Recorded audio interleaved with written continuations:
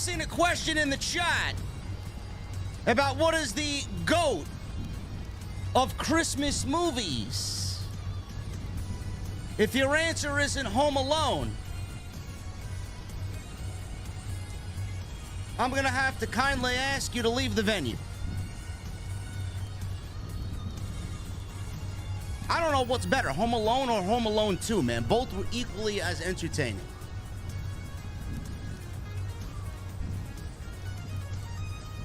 AEW Dynamite, man. The Continental Classic. Shaping up to be one hell of a semi-final, man.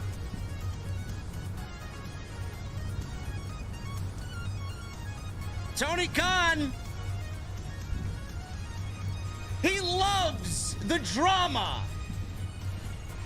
We asked for sports presentation.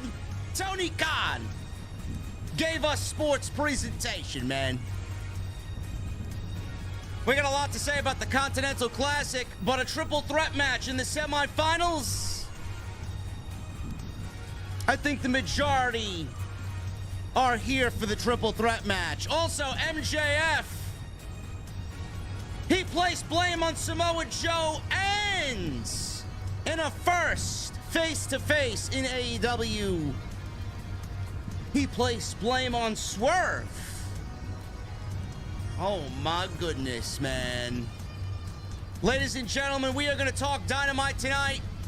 We are going to the venue. Jesse's here. I got my cold beverage. I don't know about you guys. It's fucking freezing outside. Now we're going downstairs to my mother's basement, but when I get there, I want to know, what the fuck are you guys drinking? I'll see you over there.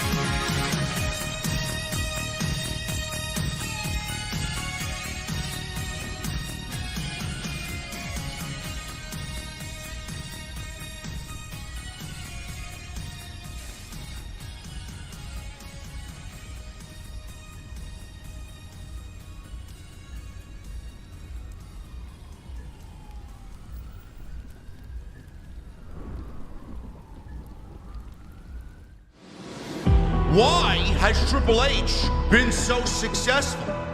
Why is Triple H running WWE better than Vince McMahon and Bruce Pritchard on Monday and Friday night? Long-term booking.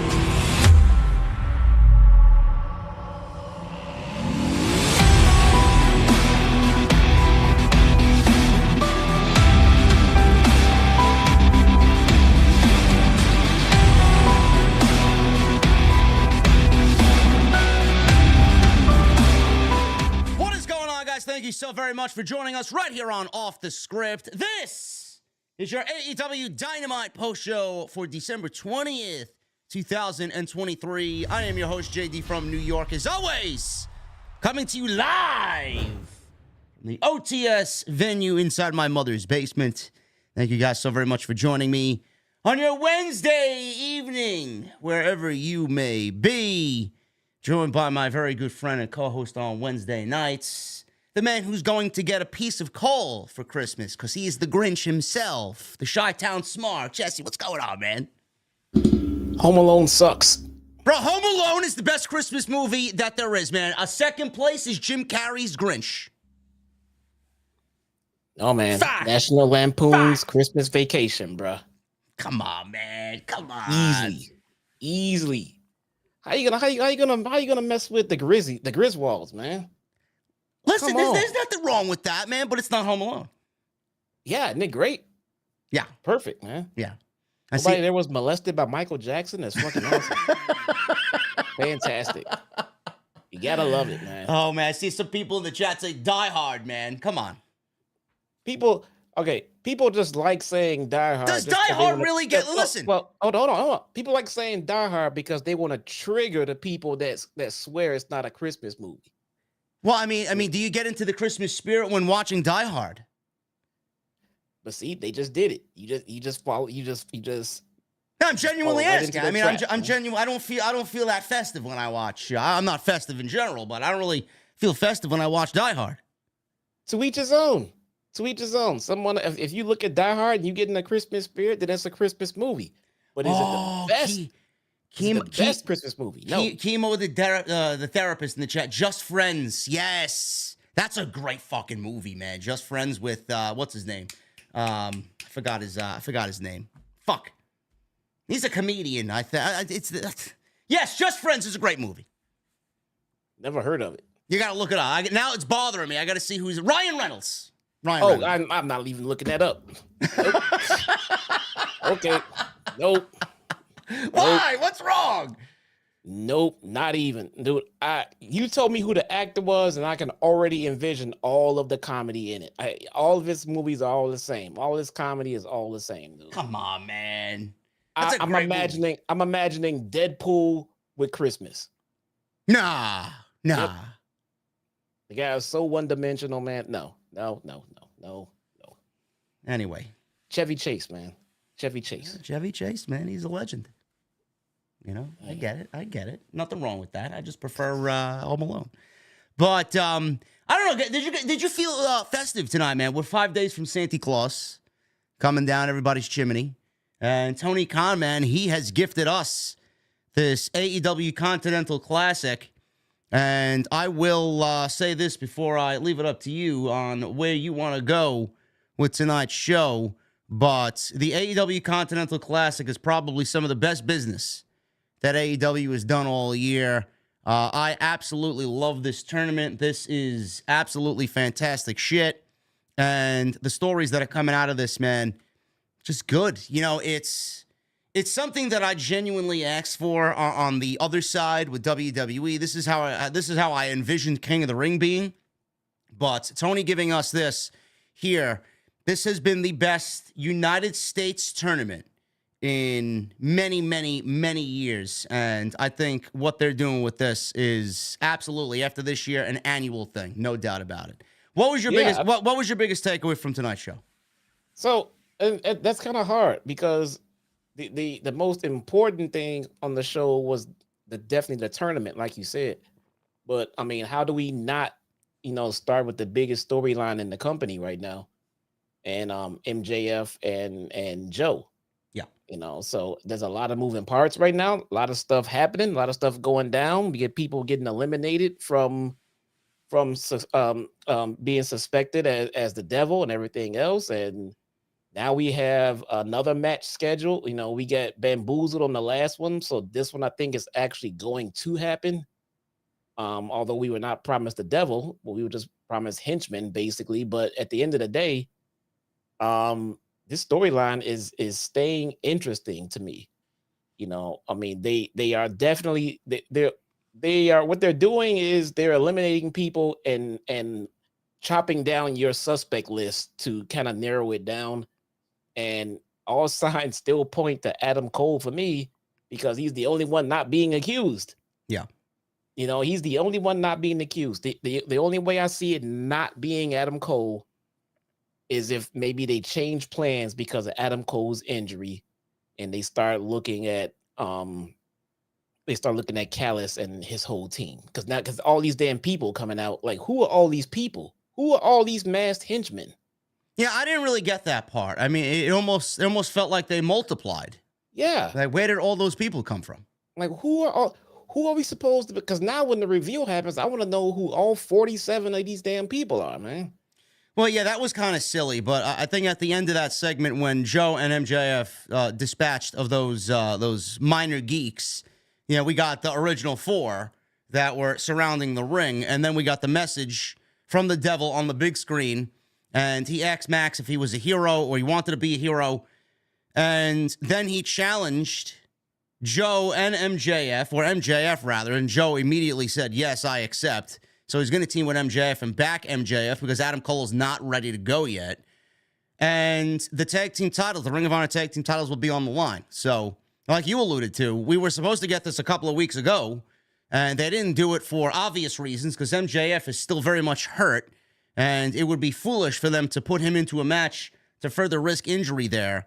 But you also made a good point when we talked about that as well. The first inclination that these guys should be going for is to fucking not win the match or beat the shit out of these guys, but unmask. And you really can't do that. So I hope with this revelation tonight, or this match being booked for next week, which again is a cliffhanger, that we get some sort of, I would say, I wouldn't say conclusion, but nearing a conclusion. And we get that conclusion at World's End. We now are in the stages where we need to find out who is behind all this at World's End. Yeah. This can definitely carry out to the pay-per-view. Yeah. And it should. It can carry out to World's End. They'll get Max in the ring next week, you know, try to shake a little bit of ring rust off before he gets into his full match with Joe.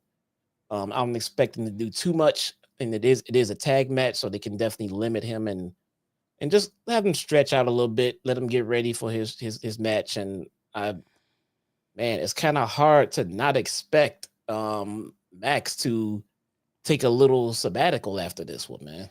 Yeah, that's the part where it becomes really unpredictable. You don't know where they're going to go with this. I mean, there's still very much a chance that he himself is the devil. So if that's the case, he will have to remain on TV. But, you know, there is a huge possibility that he could lose the championship at World's End and be taken off television because of what happens with the reveal of who is under the mask. And Joe is going to be the new AEW World Champion. But we don't really know for sure. We don't know how legitimate well, they are legitimate. We don't know how bad they are. I know he was interviewed by Solomonster while accepting an award at the Jewish National Sports Hall of Fame.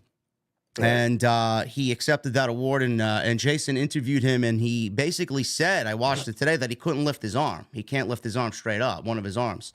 Yeah, I watched the injured arm. So it's like, you know, what is he going to do next week? Like you said, they're probably going to limit him in the tag team match, and Joe's going to take the brunt of the work. Hopefully he's ready to go, and I know you and I talked about it. Max is not the type of guy that's going to go out there and skimp on a fucking match. I mean, he'll fucking break his arm in the match if he has to, just to give us, you know, a conclusion to all this. But you know, his health and well-being is probably first and foremost here. But, you know, from what I see, I feel like they cannot go any further with this. You know, I don't want to say that they're jumping the shark with this shit. I see some people mentioning, oh, this is as bad as Retribution was. Give me a fucking break with that nonsense. No, it wasn't. No, it's not. No, it's not. But I think we cannot continue this any further after World's End. I mean, I said it and alluded to it weeks ago. The name of the pay-per-view is basically Max's world coming to an end, and the reveal is perfect with this name of the pay-per-view, and they need to give us a conclusion in Long Island. Yeah. I think it's stayed its welcome. It's done fine. Sometimes the pacing was a little like questionable, but as of late, the pacing of this whole storyline has been okay. I think the pay-per-view is the absolute perfect time to do the reveal. Yeah. It feels like if they go past this pay-per-view, it's going to overstay its welcome for sure. Yeah. Now, the Ring of Honor Tag Team Championships are on the line next week. I know it's a little silly. I've seen some people making light of the fact that, well, what is the devil? He wants the Ring of Honor Tag Team titles. And it's like, listen, folks, I get it. Ring of Honor is irrelevant in this entire thing, but it's about what Max has, and it revolves around Max's world. And everything that he has is going to be taken from him, and those titles are a part of who he is right now with the story alongside Adam Cole. So those titles are up for grabs as well, and they want to leave him with nothing. Whoever's in this devil mask wants to leave him with nothing. Right. So let's start there. Who wants the Ring of Honor Tag Team Championships? Why would anybody want the Ring of Honor Tag Team Championships? Is that the Kingdom? Or are they a part of this? That they're the only two men in this entire thing that I could see being under the mask that would want those tag team championships. If you're going to put any two guys in a mask and then put them in a match for those titles against MJF and Samoa Joe, it's going to be Matt Taven and Mike Bennett. So I really can't think outside of those two who else would even make sense as far as who two of the four are. It's got to be those guys, right? It should be. Who's in the Callis family? Takeshita Sammy Guevara, Takeshita, Kyle Fletcher, who just won the Ring of Honor television championship, I believe, and then Will Hobbs. Hobbs does not fit in any of those goddamn outfits, dude. That guy sticks out like a sore thumb. You know, I've seen some people alluding to maybe Will Ospreay's the devil. I mean, why would Will Ospreay be the devil? He's got nothing to do with MJF, and Will Ospreay doesn't come until February, and we can't go till February for a fucking reveal. I'm sorry. No. We cannot. We cannot. I was thinking it was Callis as the devil and Konosuke and a partner of his, but then that would leave the devil to be the one that's focused on the world title, and Don Callis wouldn't be going for the world title.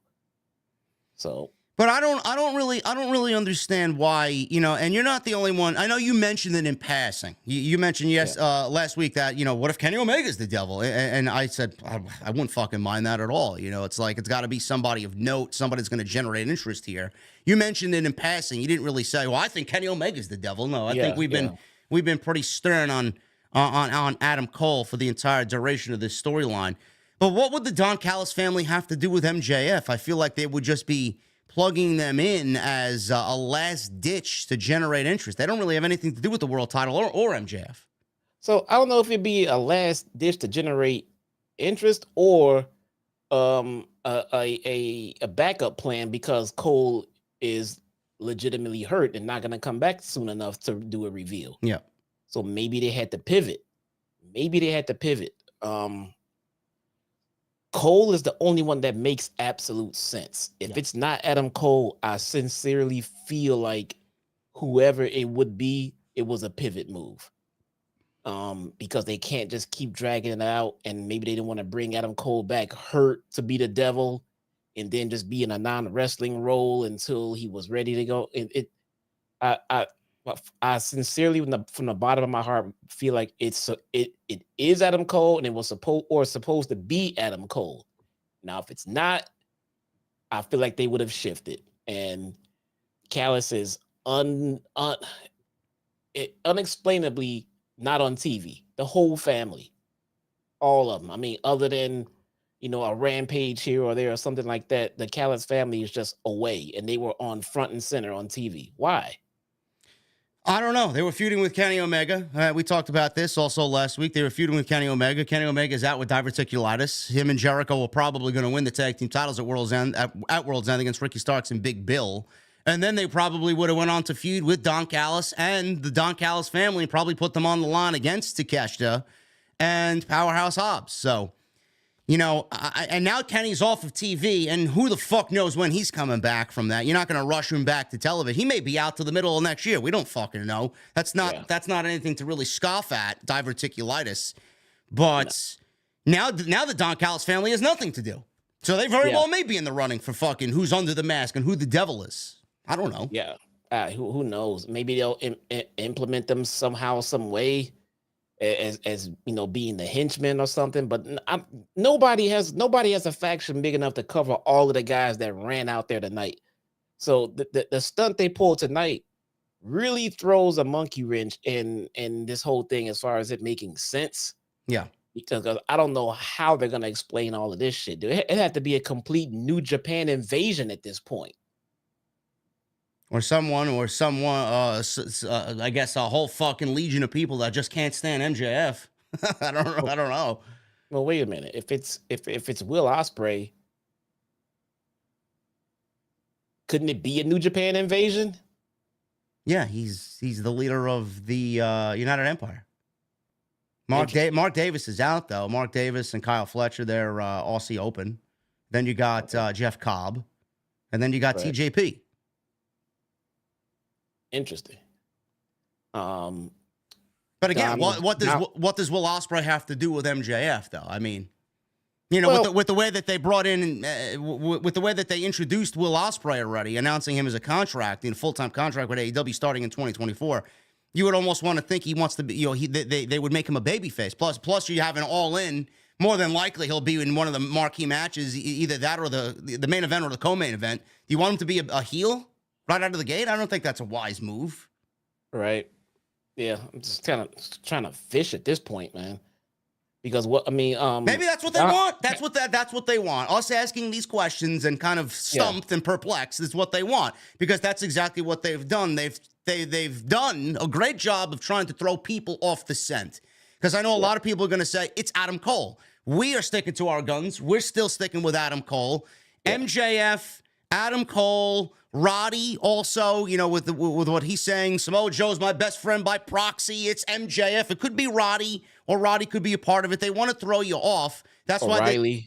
why O'Reilly, we don't really know where he is. And if he's ready to come back, he may be a part of it. But with the Adam Page beer bottle over the head, or the not the beer bottle, the car, the real glass, and taking him out, you know, and then the beer bottle over MJF's head the week before that.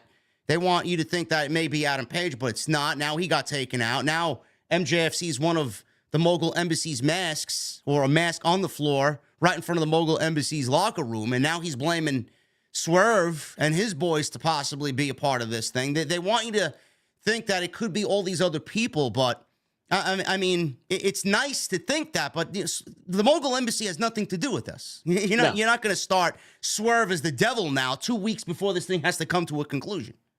No, everybody that they've accused is I'm of the belief it's not the devil. Yeah. If they brought it up as them possibly being the devil, they're not the devil. And it seems like everyone was accused in this entire scenario, but one guy, Adam Cole.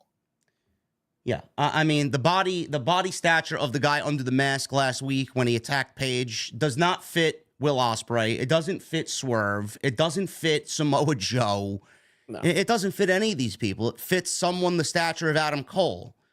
And I know a lot of people are still saying it's Jack Perry, blah, blah, blah. No, it can't be Jack Perry. That would fall on deaf ears, and it would be a fucking disaster. You don't want that to happen. No, I'm sorry. It's not Jack Perry. No. It's not. It's got to be Adam Cole, someone of that build. Cole, Darby Allin's about that size. Yeah. Sammy Guevara. Yeah. But Adam Cole's the only one that makes sense there. The way that I see it playing out is MJF loses. I think MJF is losing the AEW World Championship. I mean, I don't want to see it come to an end. But this is my professional opinion here. MJF loses the championship to Samoa Joe.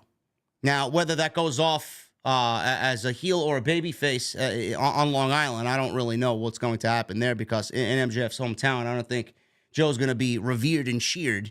But with the devil, you know, I think the New York fans will probably be a little wise to say, well, right, Joe won, but it was because of this fucking asshole under the mask. So let's keep him as a tweener. I think Joe is teetering on a babyface here with that tweener involved, okay? Yeah. I think Joe wins. MJF gets taken off TV. I think the first thing that they need to do and make a priority is get that man back healthy, because you don't want him wrestling with a fucking torn labrum and a hip problem. Get him the help that he needs. Take him off TV for a month or two. Let him recuperate. Adam Cole's the devil. Adam Cole beats Samoa Joe for the championship, and we build towards MJF versus Adam Cole 2 or 3, the second time at Wembley for the World Championship, and MJF wins the world title back at All In. That's the way. That's my long-term booking for this situation. Yeah, I mean, it's something just has to make sense here on some level or another. And I mean, if it doesn't, I mean, look, I get it. They're dealing with a lot of untimely injuries right about now. Not to mention, let's not forget the little nugget that was thrown at us. If true that MJF has not signed a new deal yet, which I was going to get to, because I have it here for us to discuss. I know Drew and I talked about that last night on TNT. You know, you mentioned that. And I think we're smart enough to know that Tony Khan's not going to put MJF on TV with this historic title reign and then not sign this man to an extension. I mean, that would be fucking stupid. You know, it's a catch-22 because you take him off, you make him unhappy. You leave him on, you can get screwed. Yeah. So it really is a catch-22. Or it's all story and Tony Khan is the devil. Oh, my God. Again, listen, I have to throw it out there. I have to say it because it's still a possibility. Tony Khan can still be the man behind the mask. Or at least if Adam Cole's the man underneath the mask, then he's got to be working for somebody. And I know MJF continues to sell big free agency next year, the bidding war of 2024. Maybe that has to do with Tony Khan really being a part of the devil storyline. I don't know. It's physically possible. Yes. But I don't think that's going to happen. I don't think it. I think whoever the devil is going to have to take a bump, and I do not see Tony Khan taking a bump at all on any level ever. Yeah. Well, so that's my logic behind ruling out TK as being the devil and Britt Baker. I think whoever is the devil is going to have to bump to get its comeuppance for everything that they've done in this whole build. So TK out, Britt Baker out. Don Callis could take a beating. It's fine. Okay. Yeah. No, it's not a problem. Adam Cole, obviously, how injured is he? Can he make it back in time? Gonna have to stick with Adam Cole, man. I can't go Tony Khan. He is not gonna. He said he never wanted to be an on-screen talent. That could change. I get that, but again, I think that would hinder the payoff if it's him. And like Vince was the higher power, but my God, we know Vince will fucking bump. So it was fine. I don't think TK will work in this situation, man. Well, maybe TK needs something like that. Maybe this would be his coming to moment. You know, he's a genuine nice guy. He is very loyal and very just open about his feelings, and you know he gives a lot of himself everywhere, right? Maybe he needs this. Maybe being an on-screen fucking dictator and a prick might open up Tony Khan to maybe change to some evil ways and join the dark side like Vince McMahon did. The Mr. McMahon character is probably the greatest heel of all time. And Tony Khan is too much of a nice guy. Nice guys finish last, right? With everything that's going on, he's going through a lot of hardships right now. But maybe he needs this. Maybe he needs this to turn dark a little bit and become the prick boss that we need him to sometimes. I don't know. You know, maybe he plays that out on TV. Maybe it's a whole new TK that we get. Yeah, it's possible. You know, who knows? I don't know. We'll see. We shall see. But that was the biggest, I would say, storyline on Dynamite tonight, and we will get into the rest of the show. We're going to talk about the Continental Classic. Christian Cage was there in spirit as Tony Schiavone read a written statement by Christian Cage in regards to what's going on with him, Adam Copeland, and the TNT title. And we will go over how this tournament is shaping up for next week.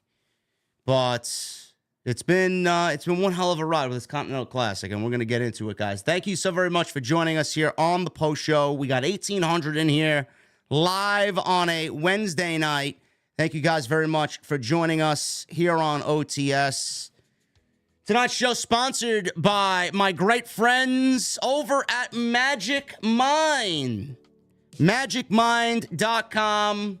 Make sure you guys click the link that I provided in the live stream chat. You guys want to know how I stay focused and how I remain on my game for these post shows, man. Magic Mind. Go to magicmind.com/JD from NY. Use that promo code JDNY and save 56% off your first subscription, man. So go check them out. We'll talk about my friends over at Magic Mind a little bit later. Follow Jesse and I on social media at JD from NY206 and at Chi-Town Smart on X. I'm also on Instagram, TikTok, and Cameo. Make sure you guys hit that subscribe button down below. Turn on the bell for notifications. We got a huge extra coming tomorrow. We're going to talk about this potential merger with Warner Brothers Discovery and Paramount, which is being rumored right now, plus major news on Mercedes Moné, which I will kind of talk about tonight because the women's division is just, I don't know what the fuck they're doing, man, really. I mean, I got into some back and forth with some geeks online about Saraya and Riho. Sure, Jesse can't wait to talk about that one, right? Oh, yeah. At least the match wasn't terrible.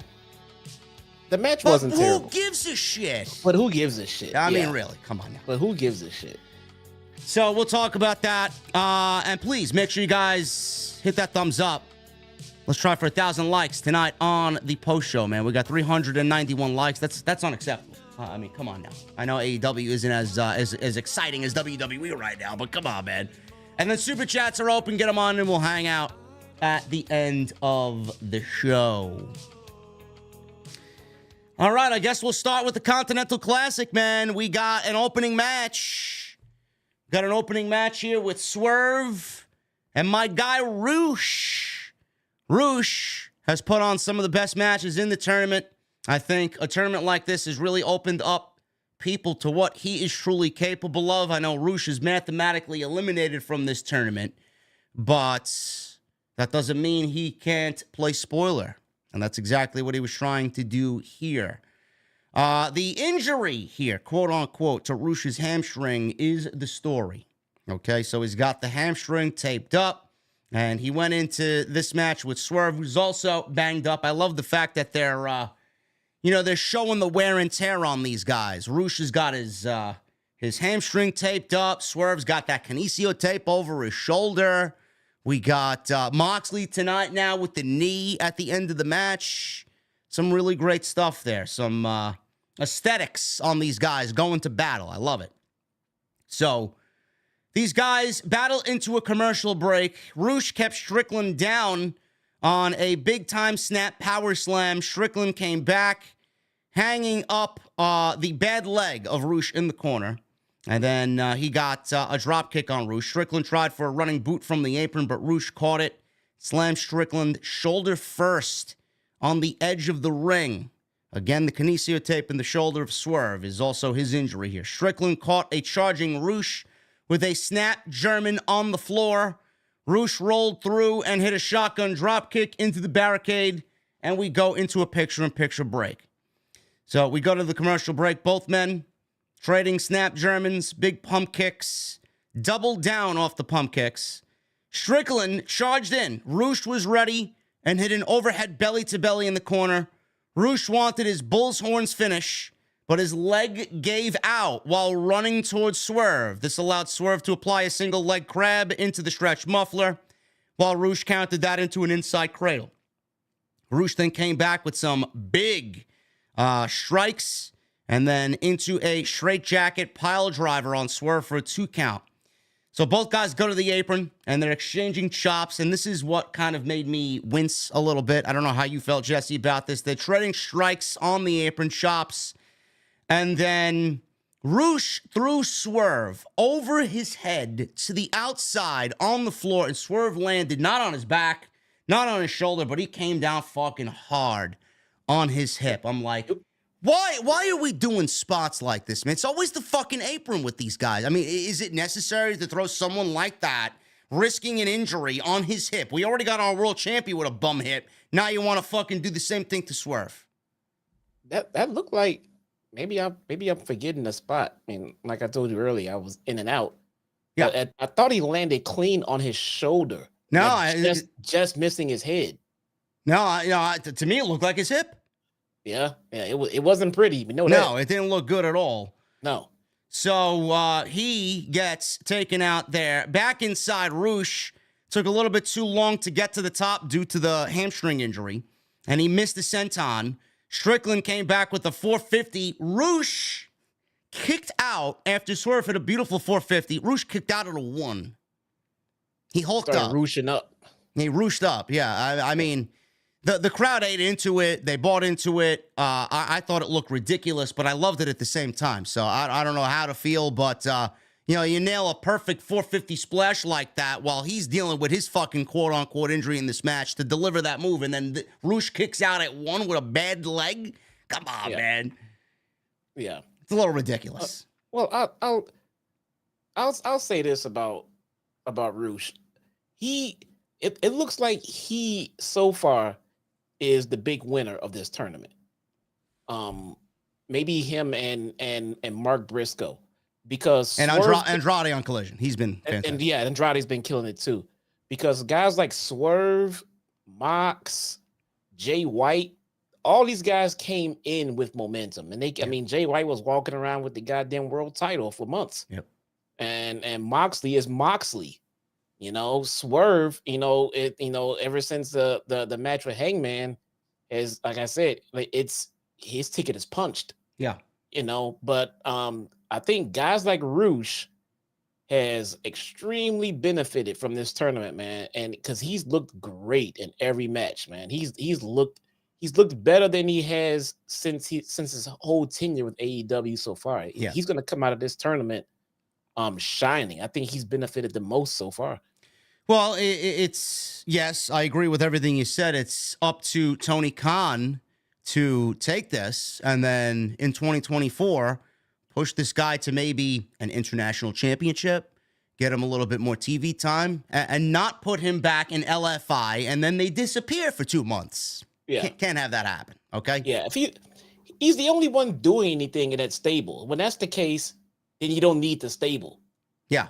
What is Pinot de Grigio doing, or whatever the fudge his name is, man? Vance.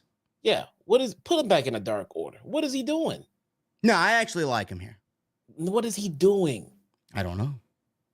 Yes, you do. The answer's nothing. He's drinking Pellegrino, sparkling water. He's doing nothing, man. He's doing nothing. Repackage him. Pelle Grosso. What do they call him? El Pelle Grosso? I don't know. I have no idea. Pinot Grigio? I'm more of a Sauvignon Blanc wine drinker, bro. What? Fuck is that, man? Oh, man. I'd rather drink. You don't drink. I'd rather drink Colt 45. You don't drink wine? I'd rather drink malt liquor than wine. Jesus Christ. Yeah, and a man of no class is Jesse. Yeah. Don't bring me upper class. I'll go down. Pelle Grosso. Whatever, man. Whatever. The thing about it is we don't know. Want to know why we don't know? Because we don't give a shit. Yeah. So Rouch kicked out at a 1 off the 450. Rouch charged. Strickland met him with a rolling flatliner into a brainbuster. Love that spot.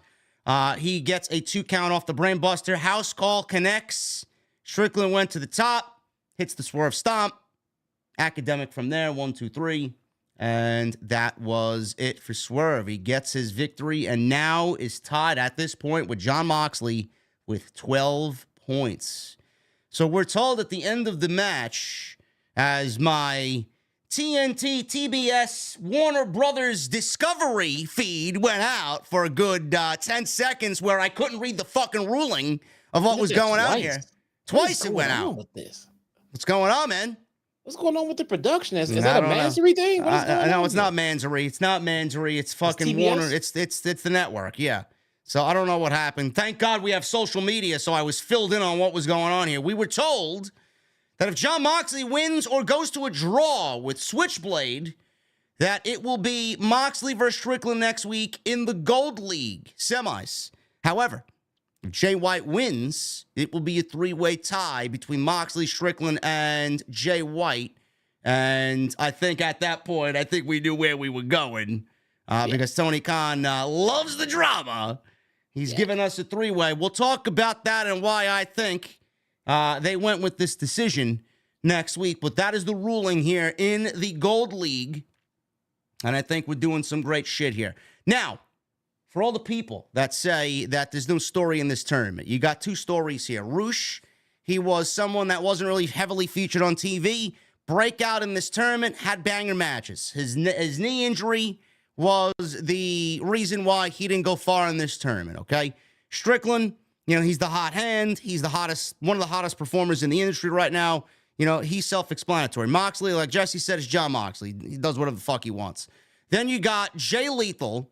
His story is, well, I'm hanging around with Jarrett and these clowns, and I forgot how to win because I've been so reliant on them helping me. I don't know how to win by myself anymore.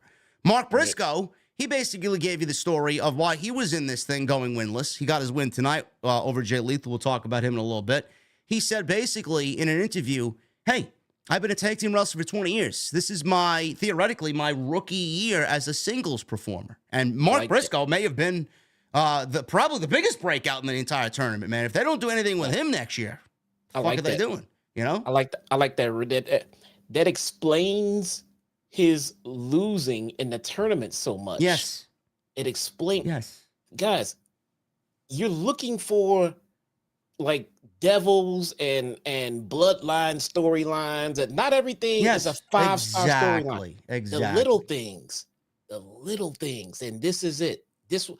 This is a catalyst for Mark Briscoe to get into 2024 with some steam, with some momentum, and some reasoning behind what's going on with his wins or losses going into next year. It all makes sense now. I love this story for him. I don't know why anybody was looking for fucking bloodline-esque stories in the tournament. What did I tell you guys before the tournament even started? The tournament is the story. Yes. What do you want? What more do you want? Like, this has been great television. Yes. Is it like, oh my God, so exciting? No.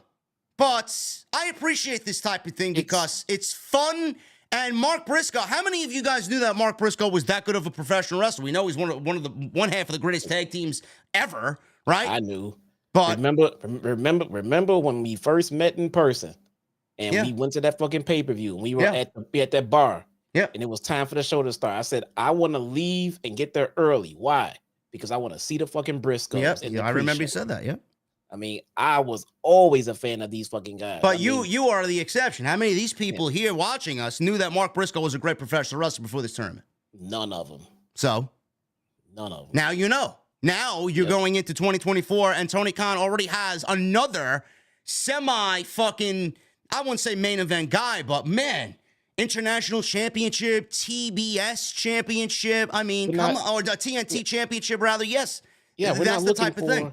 We're not looking for a main event guy. There can only be so many main event people. Yeah. But this tournament is going to make Mark a solid mid-carder. Mm-hmm. And a solid mid-carder is so underrated, man, because, dude, you're either in the main event. If you're not in a feud with MJF, basically, you're in the upper mid-card, okay? I mean, and that's just it. And then you'll get slotted into the main event when you're feuding with the champion. But for right now, you're a solid mid-carder because MJF is the top of the fucking card. So if you can get Mark Briscoe to be up there as a solid mid-carder, that's the next step, because you do that for a year or so, a year or two, and if you maintain that momentum, guess what's next? You know, I mean, who fucking knows? But it's not going to go from tag team extraordinaire to singles wrestler, put him in the main event. Everything takes steps and then a progression. And I think this tournaments like this is fantastic for Mark, also fantastic for Jay Lethal, who I think everyone sitting here and watching, everyone watching on replay, everybody not even here right now will all agree that he's been grossly underused. So this is a great catalyst to get him back to where he should be as well. So in Rouch, this tournament is already a success for me. I don't even care what the outcome is. Too many people have benefited from it to call it a failure. Yeah, I mean, if you're calling it a failure or a waste of time, I mean, you're a complete fucking idiot. Yeah. Plain and simple. I remember when it first started, we were all iffy about it. I don't know, it's this, it's that. We said, this is literally the prime example of let it play out, because the tournament it's not telling any stories yet. We don't know how it's going to pan out. Let's see how it pans out. Let's give it time to tell its stories. It's done that.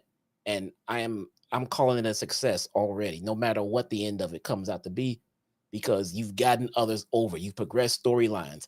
Here's the important thing that nobody's thinking about. You've made so many matches have important meaning on TV, you know, because there's only so many titles, and God knows this company has 1 billion titles. But so many matches had meaning for all these months and a reason for them to be happening. So that's easy booking on TV. Yeah. I love it. This tournament's been great. How many times have we asked for matches to mean something on television? Give me shit with meaning. This entire tournament has had matches that meant something to television. Yep. Simple. I mean, is it an easy way out? Sure. Doesn't take a rocket scientist to book this tournament. But, again, if they do it annually, I'm here for it. Now you're going to be more excited next year for, the second ever Continental Classic. Yes. And we're going to be wondering, and hopefully, Tony Khan knows what he's doing with the new champion at the end of this thing. How are they going to be perceived? How are they going to be presented? How are they going to be booked creatively? That's the next step. The winner of this tournament, if I swear to God, if we get open challenges every week, I'm going to fucking lose my mind. Yeah, it's you're right. You make a good point. I think it's extremely important that the winner of this tournament, whoever it is, they see success next year. They need to see success, and that'll help us look forward to the next tournament. Because remember the winner of the last tournament, man, they went on to, and it needs to be success. But because then next year you want people fucking begging to get in this tournament. I want to get in this fucking tournament. I want to be in it. Look what happened to this guy who won. I want to be in this people who aren't even in AEW should desire to be in this tournament. Yes. All the TV exposure, the pay-per-view, and then the push you get afterward. I want to be in that fucking tournament. Yeah. I understand that they got all these titles, international title, TBS, TNT title, whatever the case may be. None of their titles really have any meaning. They've all taken a significant step down as far as importance. Orange Cassidy's defending the fucking title bi-weekly. And he's defending it on Rampage against Rocky Romero. He don't even fucking work here. What does that do for the title? It does nothing for the title. So the Continental Championship should theoretically, and I'm speaking because this is the way that I perceive it, and this is the way that I would do it if I'm TK, that Continental title needs to be positioned right below MJF. It should be the second most important title in the entire company. Easy. Yeah. I think that needs to be a low-key goal for Tony Khan and AEW next year. They need to make all of the titles mean just as much as MJF's title means right now. He has the only title with meaning in this company right now. Yeah, that's about it. Everyone else's title has fallen to the wayside. We got Julia Hart is coming out and staring at Abaddon. No story. You got Chris Statlander, who was out there tonight. Has anybody noticed that Chris Statlander does not give a shit that she lost her fucking title? Not one single iota of a fuck does she care. She don't give a shit. She's not trying to get it back. She's not implementing any kind of rematch clause. She's not coming out and saying, I'm going to go back to the back of the line and I'm going to run. I'm going to win my way back up to get my title opportunity. Nothing. No, she's out there with the best friend saying, hey, Rocky Romero. Hey, yeah, good job. Look, I'm hanging out with Danhausen. Yeah, you were the TBS champion. You don't give a shit that you lost? You don't give a shit. I don't know. Nobody cares. Toni Storm has a title. Toni Storm has an interesting gimmick. Great. But she's facing nobody. The tag team titles, until you said it was Starks and Bill, I forgot they even had them. The trios titles. What is going on with the Acclaim? Well, they're back on Collision defending the titles against the team of Action Andretti and Top Flight. Remember when the Acclaim lost those titles to the Gun Club? They'd never been the same since. Nope. Never recovered from that. Nope. Never been the same since. Who else is holding a title? No title means anything right now. The most prestigious thing in this company is MJF's title and then the tournament. Well, it kind of goes with the general feeling of the entire company. What has meaning on TV? MJF and the Devil, Christian and Copeland, and then the tournament. That's it. Yeah. Even what are we doing after this? Even Christian's title. It really means nothing. You really think about it. Christian is killing it. His gimmick is killing it. He got his little stable killing it. He got his feud with Copeland killing it. But it doesn't feel like it's about the title. It feels like it's about their friendship. Because it is. And it doesn't feel like it's about the title at all. So the feud is great. The storyline is great. I can't wait for the battle. But the title, it means nothing. It means nothing right now. Well, Copeland has said that, he wants to take the title from Christian because I do feel like where the story is, I think that's title, according to Copeland, is the thing that's poisoning Christian, and he wants his friend back. But like you said, it goes right back to it being about their friendship. About their friendship. It's a grudge match. Yeah. I mean, so no one with a title is doing anything of importance. And that's sad. That needs to be a 2024 goal. Titles need to really, really, really mean more. Yeah. They don't mean anything. Speaking of the tag team titles, Chris Jericho and Kenny Omega were going to challenge Big Bill and Ricky Starks at World's End for those AEW tag team titles, which are now basically props on Starks and Bill. Jericho stood in front of a Dynamite backdrop. He mentioned in the back that last Thursday, Kenny Omega ended up hospitalized with diverticulitis, and he's out of AEW indefinitely. These guys cannot catch a break. Yeah, it's amazing. Omega, MJF injured. To what extent, we don't really know. And Adam Cole out. Imagine that. They cannot catch a fucking break. Nobody could stay healthy at the same time. He says maybe work a safer style. I don't know. Well, Kenny Omega didn't even want to go to the fucking hospital. He thought it was a hernia problem. He wants to keep working. Relax. They have so many people. We pitched this at the start of the inception of this company. They have so many people on their roster. They really could schedule an off season for their talent. Rotate it. So many people. I don't know what one feels like when they have diverticulitis, but he thought it was a hernia problem. And no matter what your body's telling you, he said, you know what, we'll get through this show tonight. It's like, what the fuck? He was one day away from this being possibly fatal. Yeah, that's not good, man. No. So he says they don't know how long or short the absence will be, but it does derail the Golden Jets winning the AEW Tag Team titles. He said the most important thing is Omega's health. Yes. Fans cheered and chanted for Kenny. He told him to take as long as he needs to get healthy, but he'll be waiting for him, and the Golden Jets will resume when he gets back. So I don't know what they do with the tag team titles. I mean, I would not leave Starks and Bill off the show. I don't know what they do, how they go about the tag team title match, but I've seen some people say, well, why don't we plug FTR into that match? Why don't we plug FTR there? Well, FTR is feuding with the House of Black, and more than likely that's taking place at the pay-per-view. So, FTR is being punished. I mean, what are we doing? There's no other. This is what happens. Where's the tag team division? Where's the tag team division?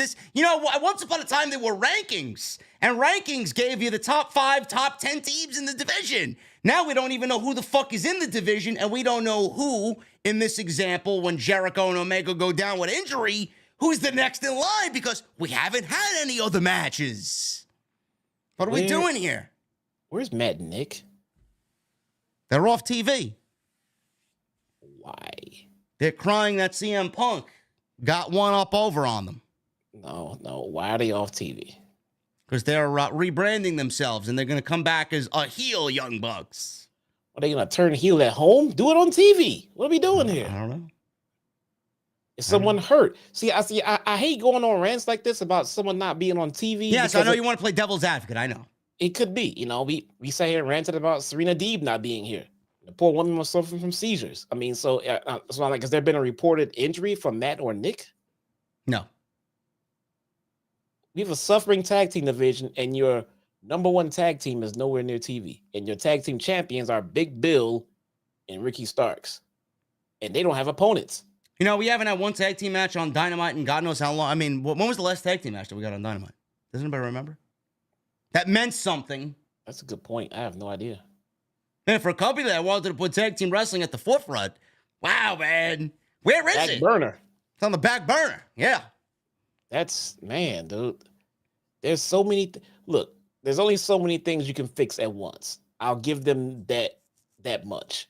But titles are always supposed to feel important. Always. That's the easy part. Because you want to say, well, why are they fighting? Because they want to be champion. What champion? Tag champion. Intercontinental champion. World champion. Whatever. But none of those titles mean anything. So why are these people fighting? Well, these guys are in a tournament. Great. Everyone else, I don't know. Every other match tonight, I don't know why it was happening. Don't know. Whatever. Mark Briscoe, Jay Lethal. This was two guys who were looking for their first win in this entire tournament. So even that it was amazing that there was a story here, and none of them even factored into winning the tournament at all. They were both mathematically eliminated weeks ago. Yep. So the thing is here that Mark Briscoe, we talked about him having a breakout tournament. You know, he is putting on banger matches, and he mentioned that this is his first full-fledged rookie year as a singles performer now that he is no longer a part of a tag team. And Jay Lethal, you know, he cannot win on his own anymore. Former Ring of Honor champion, a legend. Jay Lethal can't win on his own anymore because he's relied on Jeff Jarrett and his circus to help him win matches.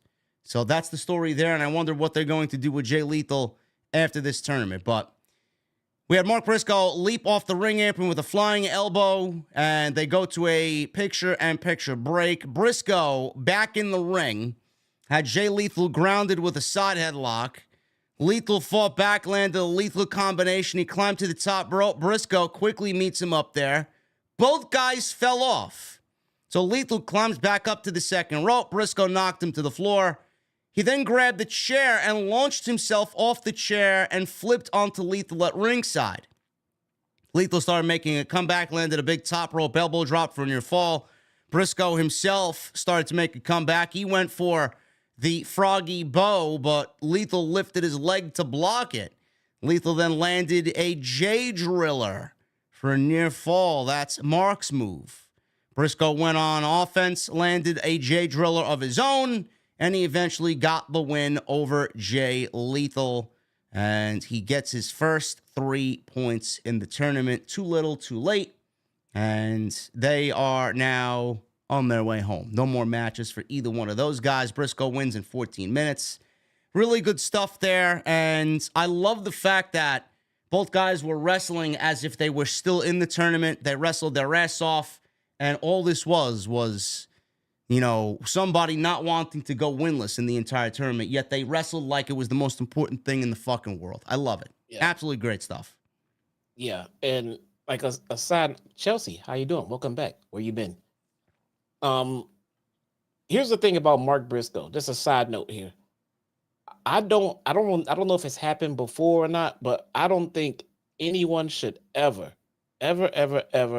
kick out of Jay Driller. That needs to be an absolutely protected move. I mean, that could be in honor of, you know, Jay Briscoe and everything else. But it'd be an amazing story that ever since Mark started using Jay Driller, he's always come out with a W. No one's ever kicked out of it. You know, I really hope that they go with something like that. I don't want to see, I mean, first off, no one should be kicking out of finishers, but who we kidding? It's going to happen. I would love to see the Jay Driller protected going forward. Yeah, I could see that. Yeah. I understand the reasoning for that. Yeah, but this match, man, it's a match with no meaning coming in, and they painted it as that you know, these guys are both losers and everything else. It still felt like it had meaning because no one wants to leave the tournament with a goose egg. Yeah. You know, but it seemed like they already started painting that picture of Jay Lethal, you know, coming up short. So I already had Mark, you know, penciled in to win this match, and that's how it played out. So now I can't wait to see what kind of rebrand or redemption or what kind of change we get for Jay Lethal in 2024. That's what I'm looking forward to already just from this tournament. Yeah, good stuff. Yep.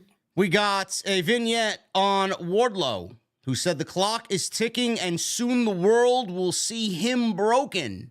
Max, the payment for your sins cannot be delayed any longer, and I will be the one to bring the devil to his knees. A lot of big words there, man. Lots of big words. A lot of big words. What are you going to do to back them up? I don't know. Do we get Wardlow at World's End a part of this entire angle? Who knows? He's certainly making assumptions to it.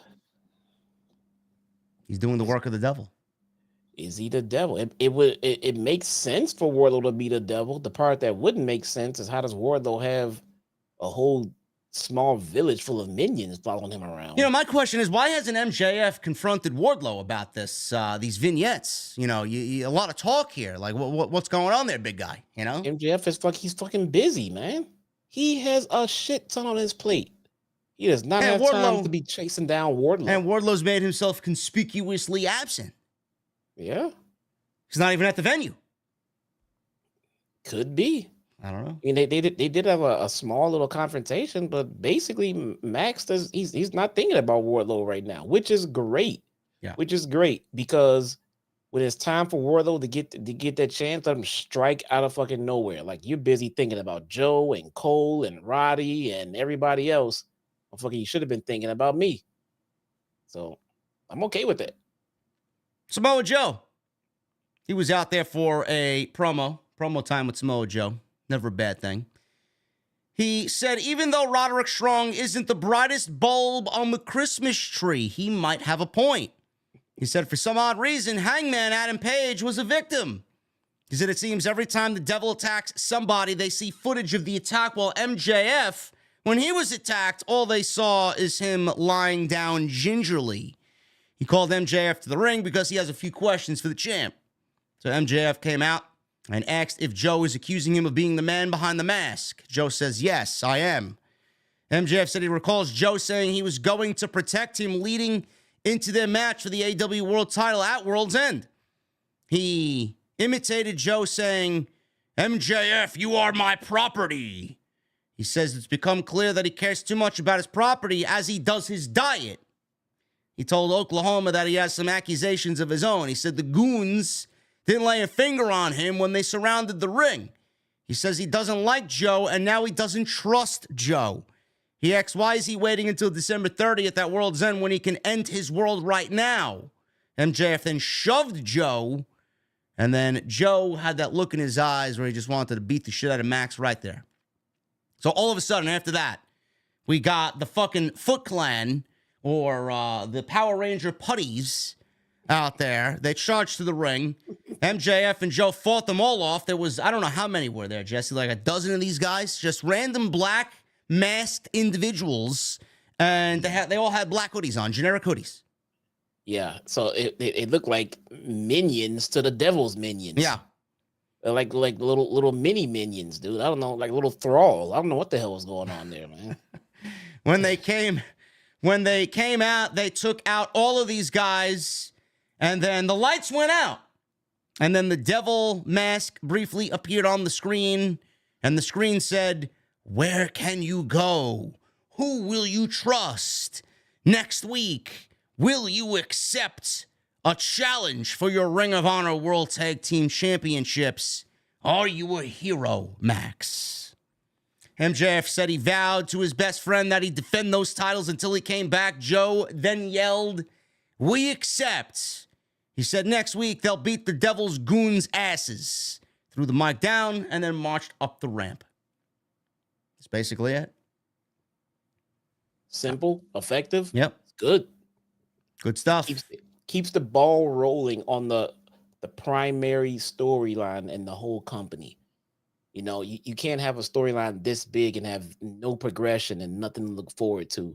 We got things to look forward to. We've got people being eliminated from being the devil. You know, we got moving parts. But like I said, we do need a payoff for this. I'm wholeheartedly expecting a payoff for this come the pay-per-view at the end of the year. Yeah. There needs to be a reveal at the pay-per-view. They cannot wait till Dynamite or Collision. It needs to be at the pay-per-view. Yeah.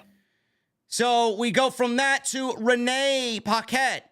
She interviewed Orange Cassidy, Trent Beretta, and Chris Statlander along with Rocky Romero. Renee said Chuck Taylor is out with an injury right now. Add his name to the list. Another hospital bill for TK. Romero says he wants gold. Everybody wants gold here. What the fuck have they done to get gold or deserve gold? I don't get it. At least he wants it. I mean, at least he's striving to get it. Cassidy says he gets it, and he'll see him on Friday on Rampage. Rocky reacted that is not what he was looking for. Shivani said he thinks Rocky deserves a title shot, but he didn't seem to be actually asking for one. I don't know why Rocky deserves a title shot. I don't really understand it, but whatever. This has to be one of the most laziest roundabout ways to come up to a match I've ever seen. We're really throwing fucking gum at the wall and seeing where it sticks, right? TK? Huh? I mean, Rampage is just whatever, man. It's a fucking match simulator. That's basically what it is. I mean, there's nothing wrong with Romero versus Orange, okay? But you could have came up with something. maybe some animosity within, a little jealousy from Rocky, maybe, a little something over the last few weeks to make it look like, something's not right in paradise there. And all of a sudden we get to the match. Something. They literally get to a promo. Rocky starts talking and Orange said, okay. And then they walked away. That is your build to a title match. Lazy. It sucks. Doesn't make me want to go out and watch Rampage. I'll tell you that right now. No. Oh, but it's about good wrestling, man. I'm sorry. If it doesn't have any meaning, what the fuck are you asking me to watch it for? Who gives a shit? I mean, how many times have we seen Orange Cassidy wrestle in great matches? I got to watch that match? Yep. It'll be a great match that no one will care about 30 seconds after it's over. Timeless Toni Storm. She came out and joined commentary with Luther by her side ahead of the Riho and Saraya match. So, Toni Storm, she was going back and forth with Taz and calls Taz her favorite landlord as he's the human duplex machine, she says. I like that. That was funny. Storm said Riho is missing her pipe as she usually has, as she's questioned if she had to wrestle or unclog a sink, something that could be handy for the human duplex machine. We should just give Toni Storm her own comedy, her own sitcom. Did you remember Riho on social media months back when she had her pipe, took a picture of her pipe and posted it, and in the caption she said something along the lines of, what do you want me to do with this? Or what should I do with this? And she's holding the pipe. And my God, just the translation did not go well with her holding the pipe, asking something along the lines of, what do you want me to do with this? Like a little small Asian lady. I'm like, oh my God, dude. The comments were like all XXX, bro. All XXX. Well, Riho here against Saraya. Again, like Jesse said earlier, and I'm gonna reiterate here because I feel the same way. I mean, who fucking cares? Who cares? Legitimately, who cares? So, this is what I was going back and forth with on social media. I put out on X tonight. I'm like, and I don't want to bring Mercedes into this discussion here, but I'm going to, because this is a blatant and obvious fucking problem that continues to go without a fix here on AEW television.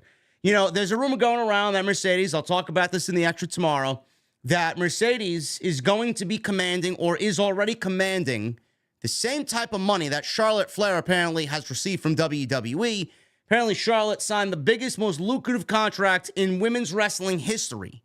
Now, Drew yesterday on TNT said not only in women's wrestling history, it's one of the most lucrative contracts in WWE history. Okay, fine. Mercedes wants that money. In my honest opinion, Mercedes is one of the best female performers ever. Give her what she wants. That's one of the reasons why they saw her walk out of the company when Vince McMahon was there. They didn't want to pay her because they thought she peaked, which is just ludicrous to even think about it. 30 years old. I mean, give me a fucking break. So the reason why I bring up Mercedes is because we all thought, Jesse, that Mercedes might be joining AEW. It was a rampant discussion. She was out all in. There was a handshake or a verbal agreement there. Otherwise, Tony Khan wouldn't have put her on television twice at their biggest show ever. So, yes, she was about to come in. Then there was a rumor as of this week that AEW may have dropped the ball with Mercedes and that Mercedes is now headed back to WWE, possibly in the Royal Rumble and being featured in the Damage Control storyline with Bayley. Fine. So I said on social media today, if Tony Khan did really fumble the bag with Mercedes, you could see why, because Riho and Saraya, what is there to really lure Mercedes with here into AEW by this match happening on TV? Look at this story. There is none. Mercedes is going to make bank no matter where she goes. Tony has the money and the funds to pay Mercedes what she wants. It's all about creative. That woman is not about coming in and just fucking being lazy or just wrestling. She wants to make a legendary career happen right before everybody's eyes. She wants something substantial. This is not substantial. So if you lost Mercedes and the rumors are true, you have nobody to blame but yourself, because this shit is the drizzling shits right here. Why are they feuding, Jesse? Why is Riho and Saraya feuding? Can you give me a reason? Does anybody know? Anybody got an explanation? Right? Jesse's blowing bubbles over there. We don't know. No fucking No clue. So I had people tell me, well, it's Riho was taken out by the Outcasts. Okay. She was taken out by the Outcasts. Well, what exactly was the injury diagnosis? What exactly put her on the shelf? How long has she been out, Jesse? What, 5 months, 6 months? I'm gonna look at Tony's favorite website, man, cagematch.net. We're gonna look up Riho and when she last wrestled, man. I'm gonna type it in right now. Let's see. Let's see. No, not Rico. Riho. Riho. Let's see. Riho. Let me ask you something, man. If Charlotte is making all of this money, whatever she's making, can anybody explain to me? And this is nothing biased against Charlotte. And as a matter of fact, JD can attest, I have no problem with Charlotte and her in-ring work. She's just over fucking produced and overbooked and all the other shit. But why does Charlotte stand to make more money than Becky Lynch, than Bayley, than Sasha Banks? Well, I don't know, man. Maybe they're going for that. Maybe I don't know what type of hardware they're providing Charlotte, or what type of motherboard that they put in there as far as installation goes. Maybe it's too expensive, man. I don't know. I don't understand how she stands out from the horsewomen as being the one to make a. If you ask me, all three of these women should be getting paid the same. I don't care how high or low it is. If they're worth an astronomical amount, pay them because they're fucking good. But why is Charlotte worth more than Becky? That's a very good point. That's a very good point. Like, Becky's a free agent next year. If Charlotte's making that type of money, what the fuck you think Becky's going to be asking for? Right. I better be getting literally the fucking same thing, or I have no problem. Charlotte's the most boring of all the four horsewomen. I just don't. I'm not even going to say she's not worth the money, bro. I understand how much work that she puts into it. I understand how good she is in the ring. So if they want to pay her the fucking farm, give it to her, man. She works her ass off and she's been doing it for a long fucking time.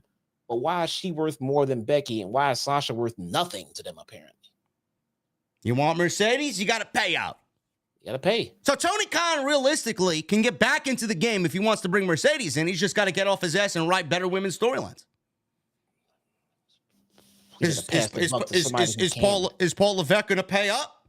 Is he going to be able to afford Charlotte and then Becky and then Mercedes? I mean, come on now, man. Dude, if I'm Becky Lynch and I'm hearing about this historic deal that Charlotte got and my contract is up, I'm not taking a penny less than what Charlotte got. Man. Absolutely not. I'm not a penny less. Absolutely not. Ridiculous. WWE may have fucking shot themselves in the foot there. Yep. Anyway, and my Mercedes, if you want me back, I am also not taking a penny less than what Charlotte makes. And when Bayley's deal is up, I am also not taking a penny less than what Charlotte makes. Yeah, what a great way to lure Mercedes back to the WWE, right? She already had fucking feelings of being second place to Charlotte throughout her entire run there. Now she's coming back and Charlotte's making astronomical amounts of money, and then you're not going to pay Mercedes the same that Charlotte's making? She'll be walking in as second place again. Yep. Come on, man. You can't do that. Can't, dude. If Charlotte is worth that much to you, I understand it. But look, dude, there is no Charlotte without Becky and without Sasha. So, and Bayley. So what the fuck? I don't know. Getting back to Riho, though, listen to this. All the geeks out there. Well, Riho was, she was put out by the Outcasts. Right? Look, here's the Outcasts. April 12th, 2023, the Outcasts, Ruby Soho and Toni Storm, defeated Riho and Sky Blue on AEW Dynamite.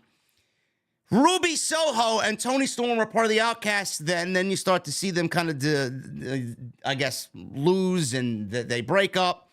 Riho, she's then back in June on the 14th on AEW Dark. Abaddon, Maki Ito, and Riho against Emi Sakura, Marina Shafir, and then Nyla Rose. And then she comes back on December 13th, 2023, which was just last week, and defeats Ruby Soho on Dynamite. So from June to December, she's off TV, and we're putting her in a championship match at World's End against Toni Storm. Oh, man. Because there is nothing else going on but the title. There's no other story. They made no storyline for her. They put forth no effort to get her over and get anyone interested in seeing her fight for that title. They just brought her back and put her on TV and didn't want to wonder why no one cares. So she beats Saraya tonight in a number one contenders match. There's a reason why the match happened. Number one contender. What did she do? Why? What did she do to win, to get a number one contendership to Toni Storm? What did she do? What is the appeal of Riho? Can someone please fill me in? Hey, I mean, we're live and I know people watch us, so I'm not going there. I'm just a simple question. I'm not going there, bruh. The reason why I ask this, your last pay-per-view of the year, right? Don't you think Saraya and Toni Storm is a better match on paper and fits the bill than fucking Riho? What's Riho? What's Riho and Toni Storm?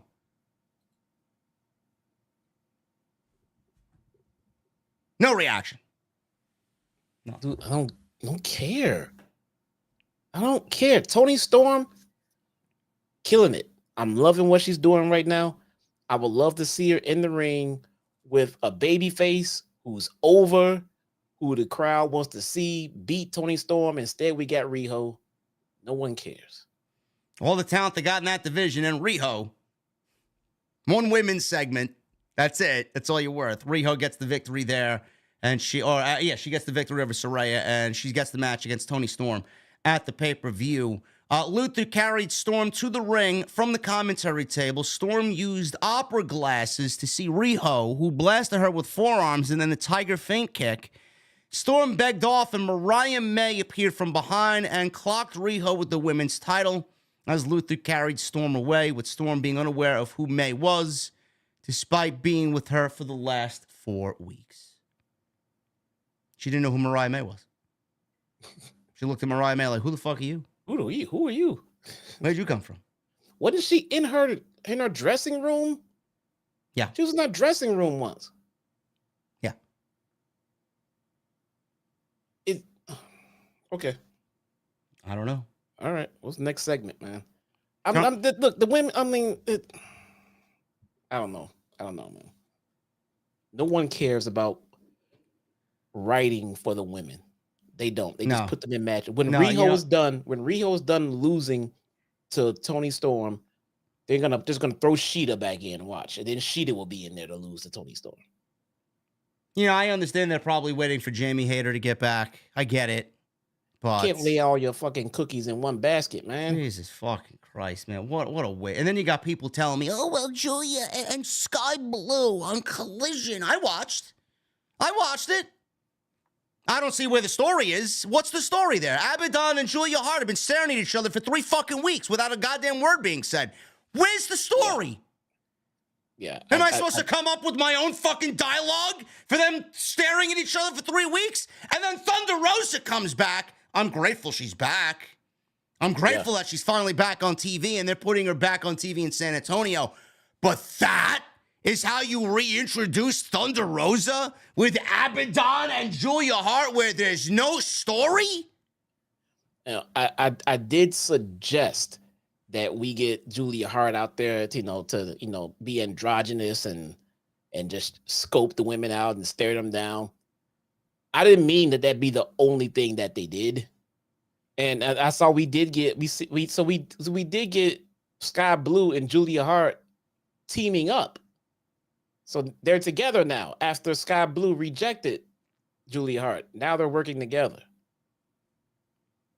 How many weeks did we take away from that to move on to this Julia Abaddon thing? Now we're coming back to it. Do we have a reason why Sky Blue all of a sudden joined Julia Hart? Was there an explanation there? Was there dialogue thrown in there to explain to me how and why she made that decision? Or maybe I'll just ask GPT. Maybe they'll come up with a fucking explanation for me. Look, seemingly that's what Tony Khan's doing to write these fucking shows. Yeah, look, I get it. People are saying, oh, look, they had this great match on this and this great match on that. I have never questioned the ability of the women in that division. All right. All in all, at the end of the day, collectively, the women can go, but you're not giving them anything of interest to work with as far as storylines go. Not even the champions. Not even the champions, bro. Toni Storm's out there doing her thing. She's with her gimmick. But as far as being the women's champion, there's no story behind that title. Julia Hart, I hope they don't drop the ball on her like they did with Statlander's title reign was god-awful. They're not giving these women anything to work with, man. Is Julia still in the House of Black? I assume so, right? No, so yeah. I mean, is she starting her own stable here? Is Sky Blue in the house, or is Sky Blue still is Sky Blue's name still Sky Blue, or is she Sky Black now? Sky Black now. They mentioned that. We don't know. I guess we'll find out at some point. But for right now, we just know that the woman that turned on Julia is now siding with Julia, and no real explanation as to why. And Thunder Rose is there. Everybody will look past because Thunder Rose is back. Thunder Rose is back in San Antonio next week. I don't know. Look, whatever. I'll take Thunder Rosa back. That's fine. That's great. It seems to me she should be looking for some unfinished business as well. Why is Britt Baker off TV exactly? Now look. Before I get to that, like I just said earlier, I'm okay with people getting a hiatus and getting time off, for healing and stuff like that. But we do need an explanation. Britt Baker's not on TV. Why? No. Why? Because she's doing the devil's work. That's why. Kayfabe me.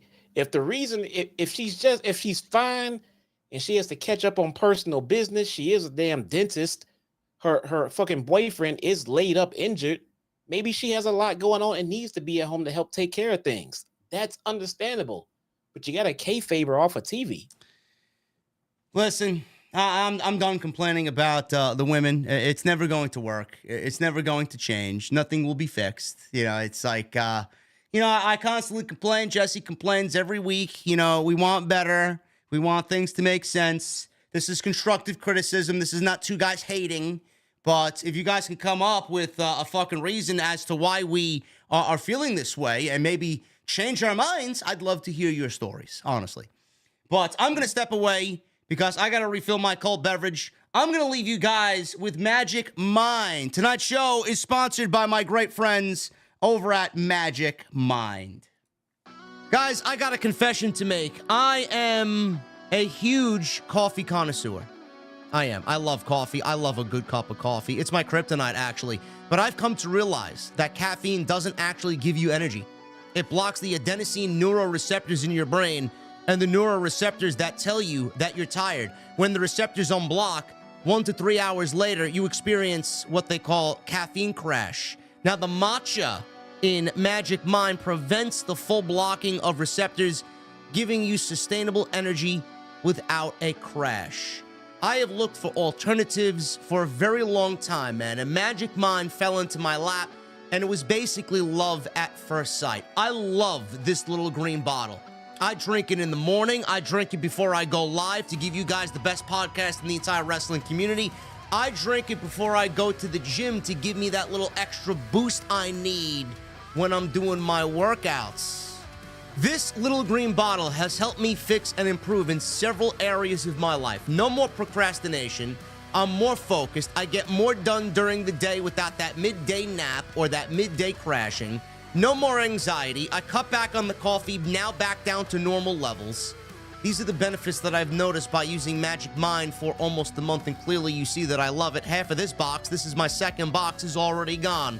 If you're like me, I would totally recommend Magic Mind. Go to magicmind.com/JDFromNY and join a community of go-getters. You can also use my discount code JDNY to get up to 56% off your first subscription or 20% off your first one-time purchase. That's 56% off. And if you guys want to try Magic Mind, you can now find it in all Sprouts Farmers Market stores across the country. If you have a Sprouts store nearby, get down there and grab yourself a couple of bottles of Magic Mind to try out. Once again, that's magicmind.com/JD from NY. Use that promo code JDNY to save up to 56% off your first subscription or 20% off your first one-time purchase. We are more focused right here on Off the Script, thanks to my sponsors tonight from Magic Mind. Of course, while the beautiful advertisement for Magic Mind was playing, we got a nice comment. Oh, where's Jesse? Oh my God, where's Jesse, man? Where's he at? Let me see. What happened? You disappeared off my screen. Oh boy. There you go, man. Sorry about that. Jesse was angry at this guy's comment. Listen to this guy, Jesse. He says, always hate Mr. Tennessee Living, by the way. Yeah, Mr. Tennessee Living. He says, always hating AEW's going back to their roots. Wins and losses matter. We don't need a ton of story. Really now, we don't need story, man. Wow. What a great comment, but we don't need story. What am I supposed to come up with a fucking story myself? I'm not being paid to write for TK. I don't think that guy knows how pro wrestling works. Story. It's the basis and the foundation of everything.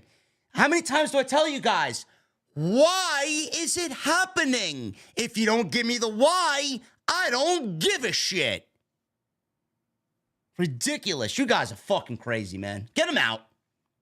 Mr. Tennessee, you leaving? Get him out. Get him out of the fucking chat. Fucking pissing me off. We don't need story. Ridiculous. Tennessee Lee. He's probably happy to see Jeff Jarrett back. Tony Schiavone. Not been on TV, by the way. It's fantastic. Well, I mean, Jay Lethal's in the tournament. Where is he going to fit on TV? I don't know. Don't give them any ideas. Tony Schiavone's on stage. He has a prepared statement from the TNT champion, Christian Cage. Christian threatened to knock the yellow off of Schiavone's teeth if he didn't read the entire note the way that it's supposed to be read. He told fans to sit down and shut up. He wasn't even there in the note. He says, sit down and shut up while I talk. Says he took his prodigy Nick Wayne on vacation. Says he will make his triumphant return live on Collision, and he'll address Adam Copeland's challenge. He says he is expected to get a hero's welcome. Yeah. Even when Christian's not there, it's great television. Great promo. Not even there. Unbelievable. Excalibur. He began plugging Collision, and all of a sudden they cut away to MJF having an argument with Samoa Joe backstage. MJF walked away from Joe. He looked down and saw Black Mask outside the Mogul Embassy's locker room. MJF knocked on the door, and Prince Nana answered the door. MJF shoved him against the wall. Swerve then walked out and told him not to handle his property like that. He says he feels that MJF has been ducking him. So we got these two guys face-to-face for the first time in AEW. Why? I don't know, but I'm here for it. MJF said he and Swerve used to take long car rides together on the indie scene, and now they're two of AEW's top stars. He says he hasn't been ducking him, but there are levels to this shit, and Swerve isn't on his. MJF says he doesn't hear Swerve's entrance theme, which means his star power is absent. Ooh, shots fired. Swerve said MJF was the best chauffeur he's ever had. Swerve told him to be careful how he talks to him. He referred to hanging Adam Page in front of 13,000 people. I could do the same thing to you. MJF says he's getting so good at talking. Wow, man, I'm proud of you. He says he's obsessed with Hangman, though. I'm the world champion, kid. So you think I need to check my tone and watch my mouth?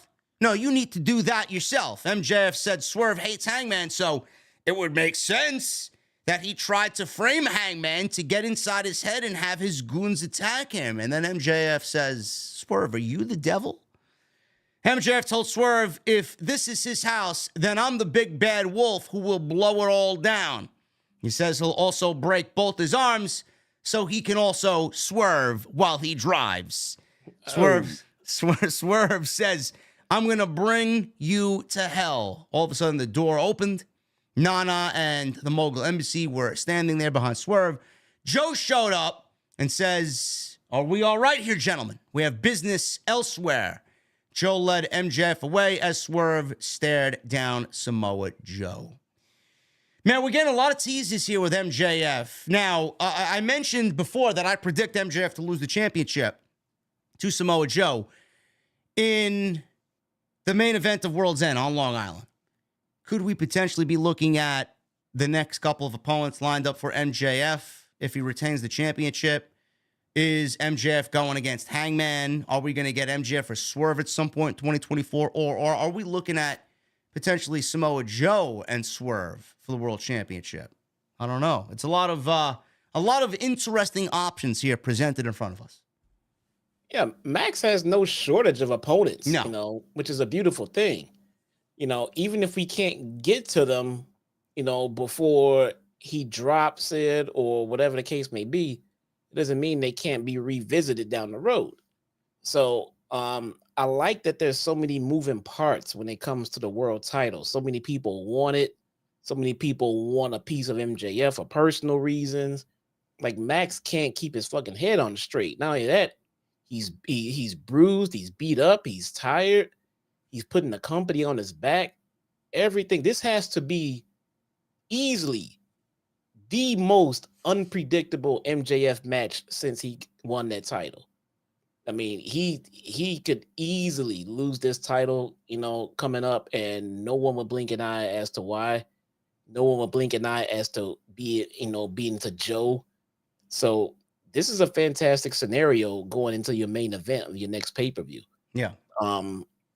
What happens after that? I don't know. I think that really depends on if Max loses, how Max loses, and the plans going forward. If the plans are for him to stay on TV or take a hiatus, or we got to throw it out there, or resign. Do they get into the bidding war of 2024? Is that an actual storyline we're going to get into while Joe is champion? Maybe he transitions over to this bidding war issue. It's interesting. I can't wait to see what happens after the pay-per-view. Yeah, a lot of interesting options, and there was a big tease there for Swerve and MJF in 2024. So I'm all for that, and that should be a tremendous match when that definitely does happen. Roderick Strong, he went one-on-one with Komander. Maybe we'll get Mr. Tennessee Livin' to give us a fucking reason why this match happened. I don't know why this match happened, so quite honestly, I don't really give a shit about what happened here. But Roddy got a win, and Roddy's over. If he's in the Devil storyline, Roddy is showing everybody that he is a major player here, man. He's getting over. The shtick is getting over where he yells everybody's first name. How the Kingdom's going to be involved in this thing, I don't know. Maybe they're the two guys next week that challenge Joe and MJF for the Ring of Honor Tag Team titles. They're the only two that make sense there. Yeah. Lots of interesting stuff, even with Roddy here, but this match, it didn't really mean much. If anything, this was basically to get Roddy a win after he lost to Page last week, and goodbye. And that's what Tennessee Lee probably didn't even get himself, man. It's like, he don't know why it's happening. Yeah. That's why it's happening, because Roddy needs to be put back in the win column after taking the L to, a certified main eventer. So it's not a big issue that he lost. But yeah, you got to get him a W. You got to get him back out there. So they picked Komander. Yeah, Tony went shopping at Rental Lucha. There you go. Komander was the one selected tonight. Love Roddy, though. Everything about Roddy right now, I'm loving it, man. So we went to a commercial break, picture-in-picture. Strong was in control. Komander was on the defense here. He battled back, countered a backbreaker into a head scissors. He went to do a big wheel kick. Komander ducked multiple shots and delivered a Superman forearm until a springboard crossbody got him a 2 count. He's on the ropes. Komander swept Strong's legs out from underneath him, went up top, connected with a big Phoenix splash for 2. Komander went to walk the rope for a shooting star, but Taven and Bennett pulled Roddy to the floor. Komander then delivered a massive moonsault onto the Kingdom and Roddy on the outside, landing on his feet. This is where Strong hit a pump knee on Komander in midair. This led to the end of Heartache, which gave Roddy the win. Goodbye. You see that, though? He didn't flip him on his back. He flipped him all around to his fucking stomach, man. Yeah. To a lung blower. That was fucking awesome. Roddy is so good, man. Post-match, Roddy cut a promo with Renee. He's yelling Renee's name in the ring. Renee asks, Renee! Samoa! That's why they're putting... by the way, they were handing out MJF as the devil signs to everybody in the front row. Renee asks, well, why are we handing out these signs? Strong told Samoa Joe that it's so obvious now that MJF's the devil. Strong was upset when Renee suggested that if Joe was going to heed his advice, he'd have done it by now. Strong said that Joe is his best friend by proxy. No new information there. It's basically what he's been saying for the last couple of weeks. Yeah. We got a clip airing on Sky Black, Sky Blue, Blue Balls. Yeah. Turned on Abaddon and joined Julia, followed by Thunder Rosa coming back to aid Abaddon, man. Oh, man. Excalibur said these two pairs will face off on Collision Saturday. Also, Brian Cage versus Keith Lee. Christian answers Adam Copeland's question. The Acclaimed face Action Andretti in Top Flight for the Trios Championships. Claudio versus Danielson. Brody King versus Danny Garcia. And Andrade versus Eddie. What is this, a fucking pay-per-view? It's a 2-hour fucking show. Out of all of the shit that Thunder Rosa has sat there on Spanish commentary and watched from the women's division, why was the beatdown on Abaddon the straw? Why was that like, I can't take this anymore? I don't know. I have to go out there and save Abaddon. I don't know. You think that they would give us an explanation before we get this match happening? Like, what? Why does she give a shit? How many beatdowns has she sat there and just called and not gave a shit about? But for Abaddon, that's it. I can't. No, I got to go out and save her. Why? I don't know. Glad she's back, though. So fucking stupid. It's a waste of time. Yeah. Thunder Rosa back on television is great, though. I missed her. Very much needed. So please do something important with her. Yeah.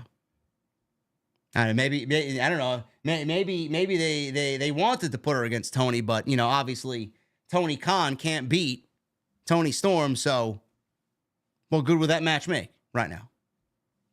Build to it. Do something. Maybe she's in the ring with Julia Hart. Maybe Julia Hart's her first title opportunity. I don't know. Or maybe Abaddon turns on Thunder Rosa and we get all three of these spooky ladies joining together. We just had 2 turns already with the 4 women in this ring, and both of them involve Sky Blue. So another turn is going to be overkill. I don't know what they're fucking doing, but I hope they do. Abaddon. She's the zombie. Give me a fucking break. Ridiculous. Jay White. He went one-on-one against Jon Moxley. I'm not talking about Abaddon anymore. Jay White versus Jon Moxley. This is the Continental Classic Final Gold League match to determine it all. What are we going to get next week? We're going to get Moxley versus Swerve one-on-one rematch, or are we going to get a triple threat match? I think the answer was pretty clear about what Tony Khan was going to do here. And we got a little bit of an overrun. Tony Khan's getting a little overrun happy lately, last couple of weeks. So we got a picture-in-picture break. By the way, Jim Ross was back, and Jim Ross was on commentary for this thing. Nice to hear JR. Yes. They fought at ringside. They went outside, and White kind of reverse whipped Moxley into the ring steps. And then Mox took over at ringside, dragged Jay White up the ramp. They go to a picture-in-picture break. And this match was really hard-hitting here. These guys have a little bit of a history dating back to New Japan. So we go to the picture-in-picture, and we got a forearm exchange, and they are battling in the middle of the ring. White went after the knee, took control. Forearm exchange. White crashed outside. Again, Moxley went out after him and up the ramp. Jay White wanted a pile driver, but Moxley hit a back body drop, and back inside, Moxley hit a punch. And then he started biting Jay White in the forehead.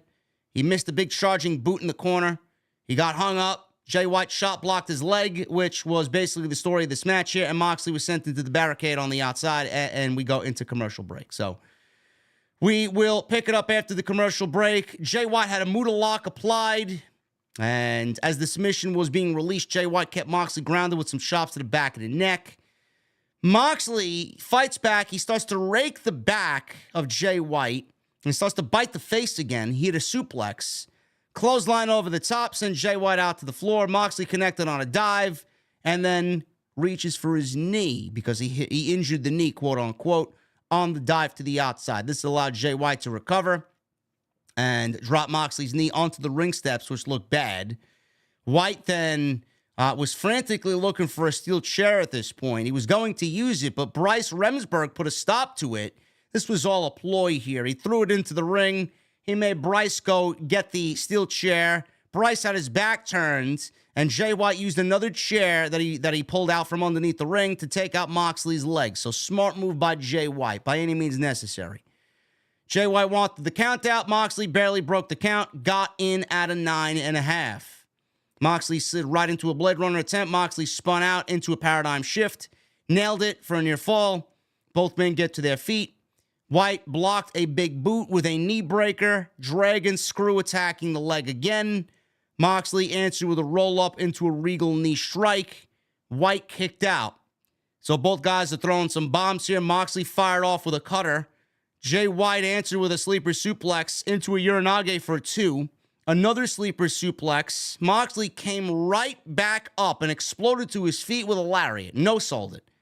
Moxley spun out of a Blade Runner and hit Jay White with a Rainmaker-like lariat, followed with the curb stomp. Jay White spun out of a Death Rider and then hit the Blade Runner out of nowhere at the 15-minute mark after Justin Roberts made the announcement that there was only 5 minutes left. He gets the clean victory over Jon Moxley, and he wins 12 points each now from Moxley, Swerve, and Jay White as we go into next week with a triple threat match looming to determine who wins the Gold League. Now, I don't hear all the people telling me that Jay White's buried. He just beat the one guy that Tony Khan keeps unbeatable in the company. So I'd love for those conversations to die. Oh, well, Jay White is buried. Where? Jay White is buried. He just beat the biggest fucking babyface in Tony Khan's eyes here. You know where Jay White is buried? He's buried in the main event.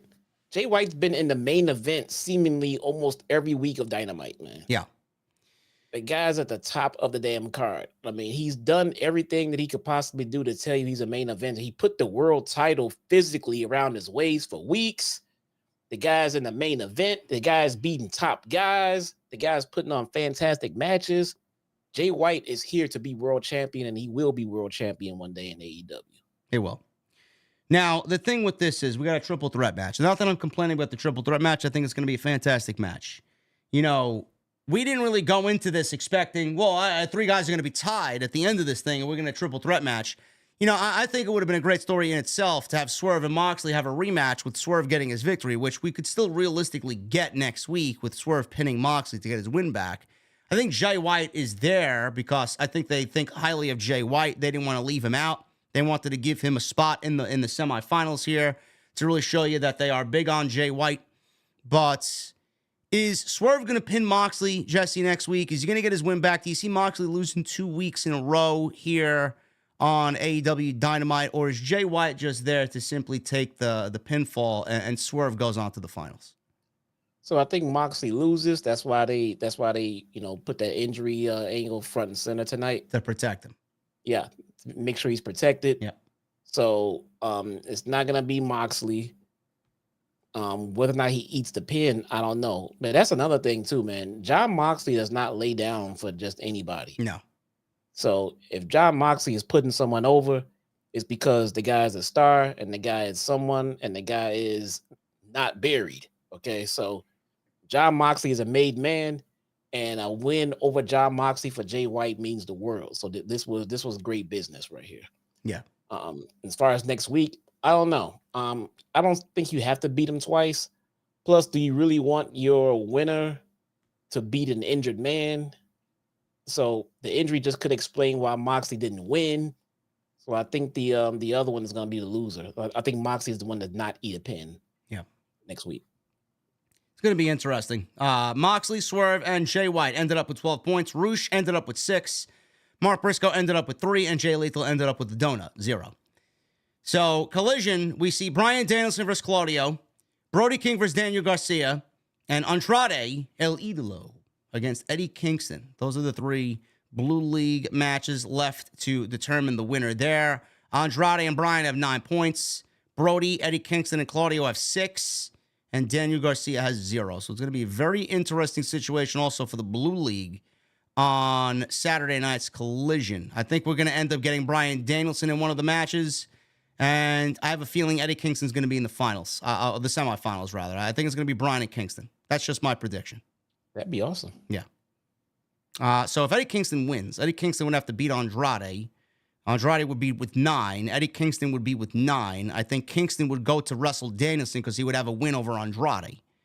So that's my prediction there. I think it's going to be Bryan and Eddie Kingston because Eddie Kingston's the champion right now. His titles are on the line in this thing. So I think he's going to have the opportunity to wrestle, and then Bryan's going to go on and I guess in theory be the new champion because he beat Kingston, but he'll be wrestling for the Continental Classic final, Continental Championship, and I think it's going to be against Swerve, and Swerve's going to win. Yeah, I think it's definitely important that we keep Eddie Kingston alive in the tournament as long as possible. Get him as far as possible to finish telling his story, his comeback story in this tournament. But as far as you can take him, but I don't see him in the finals though. Yeah. Bryan and Eddie Kingston, the semifinals. I think Bryan beats Claudio. I think Danny Garcia gets his 3 points. He gets his first victory, and he beats Brody King. And Andrade, he should be very happy with his performance in this tournament. He's had a banger tournament. If Tony Khan has Andrade for any amount of time, Andrade needs to be focused upon next year in 2024. I think he deserves it. He's earned it. He showed you. Let's start doing something with Andrade, okay? Do something quick. I'm hearing rumblings. He's trying to go back and join his wife. I don't blame him. The Acclaimed and Daddy Ass will defend the trios titles against Top Flight and Action Andretti, Julia Hart, and Sky Blue versus Thunder Rose and Abaddon, and Keith Lee takes on Brian Cage. I may or may not cover Collision, being that it's the end of the Blue League on Saturday, because I want to get as much content out as I can before the end of the year, because there is not going to be a show on Monday, because Raw does not have a Raw on Monday. It's a best-of show. And then SmackDown, I do believe, as well, is a best-of show. So that entire Christmas week is going to be a complete wash. So I may... talent the holiday off? Say again? Giving the talent the holiday off? Yes, it's a big Triple H thing. Good. Yeah. Jesus, dude. Yeah, they got the whole week off. Except for that Madison Square Garden show on the 26th, I believe. Yeah, there's no Impact shows. There's been no Impact shows, and there will be none until TNA relaunches. Oh, that's good. They give them the end of the year off, and I highly appreciate that, man. As much as I would love to have fresh content every damn week, these people are human beings, and they work all year round. Let them at least spend the holidays with their fucking friends and family. So I appreciate that. Man, thank you guys very much for joining us. Hopefully you got some decent discussion out of this live show tonight. I know AEW's not really been the hottest it's been. It's just it just feels there. They got nothing to really generate any buzz around, but it's still good. It's still good television. They're good shows. It's just not. Oh my God, I can't bear to miss Dynamite. It's like it hasn't felt that way in a while, but it's still quality television. But hopefully you guys enjoyed the show tonight with Jesse and I. We're gonna get into the super chats in just a second. Follow us on social media at JD from NY206, at Chi-Town Smart on X. I'm also on Instagram, TikTok, and Cameo. Please go and check out all the other content on the channel. There is more content coming tomorrow. Please hit that thumbs up. Let's try for it looks like we're not going to get 1,000, but let's try for 750 likes if we can get 750. And make sure you guys continue to get those super chats in, man. Merchandise announcement. We have OTS hoodies now available on bonfire.com. Go and click the shop underneath the player that you're watching right now and click the link in the description, man. It'll take you right to the homepage. Off the Script hoodies are now available exclusively on bonfire.com. And yeah, Magic Mind. Go check them out as well. magicmind.com/JD from NY. Use that promo code JDNY to save up to 56% off your first subscription. Believe me, it's worth it and it's delicious. Michael Krause with the $2 super chat. What's up from Walla Walla? Hope you are well, my friend. Thank you, Michael. Michelle Moran with a $2 super chat. I feel like the devil reveal will be a big letdown. AEW cannot afford to have it be a big letdown. That is the jaded wrestling fan. Yeah. I mean, warranted. Don't get me wrong. We've been let down in the past as wrestling fans, but we get just as good of a chance as being shocked and happy as we do as being let down. So we'll see. Yeah. Eddie Hazard with 28 months. Thank you, brother. JD, I will also be at the Orlando show next week, taking my parents to the first AEW show while I'm visiting them for Christmas. Hope to see you. I won't be attending the Dynamite show, man. I'll be in Orlando on Tuesday till Friday morning. I got some family stuff to take care of down there. Beyond the Script with $4.99. What's up, JD and Jesse? The exchange between MJF and Swerve was gold. OTS for life. Hope the new car is treating you well, JD. It is in the garage. It's too cold outside, and it probably won't see the light of day until the spring on a more regular basis. Yes, you have not driven that car since you got it home, right? No, but I've run it every other day. You're gonna run it that often, bro. You're gonna burn all the fucking gas. You start it about once a week. Okay. And yeah, don't take it out till all the salt is rinsed off the fucking roads from the winter. Yeah. Yeah. Lord J. Coyle with a $2 super chat. Remember when Jay White was buried? Yeah, I remember. I got blocked by Stephanie Chase over at FightfulSelect.com because I called her out on Jay White being buried, and she didn't like that comment. Oh, well, you look like a complete idiot. Thank you. Nick Williams with a 19 months. Thank you. Almost to the gold mic. MJF Swerve Tees Jingle Bells. That's going to be awesome in 2024. That is if MJF resigns. He is good to go, man. Funny Rob Bebe with 7 months. Let's fucking go. OTS shout out my bros Otis and Jeremy at the AEW Dynamite show tonight. Also MJF and Swerve 2024 OMG. Yeah, Jeremy had OTS sign like he usually does, man. But I did not see it live on television. I don't know if you guys saw the OTS sign. Apparently, some people saw it when Moxley came out. No, I missed it. Tommy Brannigan with a 23 months. Hi, JD and Jesse. Can't believe that I'm 1 month away from the golden microphone. And Merry Christmas and Happy New Year's, guys. OTS for life. Thank you, Tommy. Appreciate your membership in the venue, man. Almost a VIP, 24 months. Jedi Chuck with $5 super chat. I love Home Alone, but Jim Carrey's How the Grinch Stole Christmas might be slightly better. I would not argue, Jedi.